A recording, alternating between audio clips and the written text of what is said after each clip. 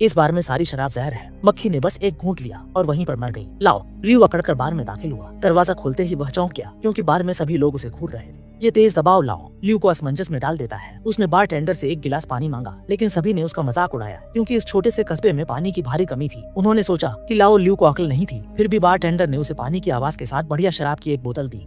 अपने आप को इतना कमजोर नहीं दिखाने के लिए उसने आवाज नहीं निकाली। अचानक शराब गलती से मेज पर गिर गई। मक्खी ने आगे बढ़कर एक घूंट पिया और वहीं पर मर गई। ये देखकर बूढ़ा अच्छा हैरान रह गया, लेकिन फिर भी डरते हुए एक घूंट लिया।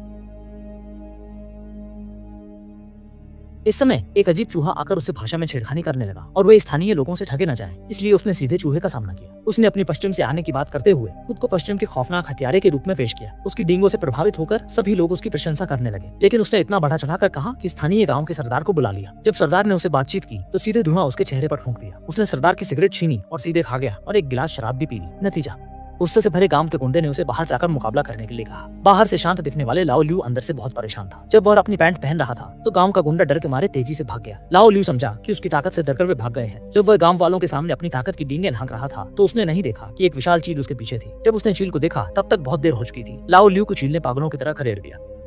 ध्वनि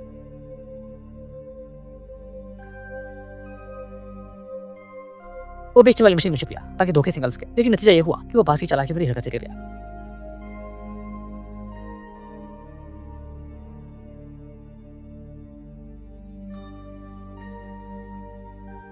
इसके बाद वो फिर से पागल की तरफ भागने लगा, लेकिन ज्यादा दूर नहीं भाग सका और शरीर पर लगी रस्सी को बाज ने पकड़ लिया। वो जोर जोर से संघर्ष करने लगा। जल्दी में उसने पिस्तौल का उपयोग करके रस्सी को काटने की कोशिश की, लेकिन गोली उल्टी जाकर सीधे उसके सिर के ऊपर लगे बड़े पानी के टैंक को गिरा दिया।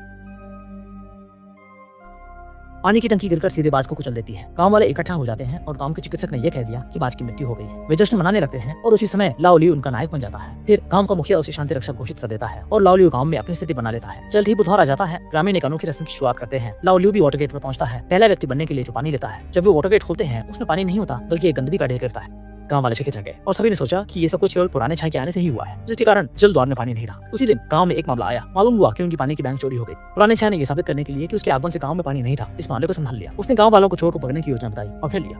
गांव वाले साथ चल पड़े। वे शुतुरमुर्ग की सवारी करते हुए ऐसा करते रहे और 81 दिनों के बाद आखिरकार पानी चुराने वाले चोर को ढूंढ निकाला। फिर वे सर्कस का रूप धारण करके चोरों के सामने पहुंचे और पिस्तौल से उसे घेर लिया, लेकिन उसे नहीं पता था कि वह पहले ही गिर चुका है।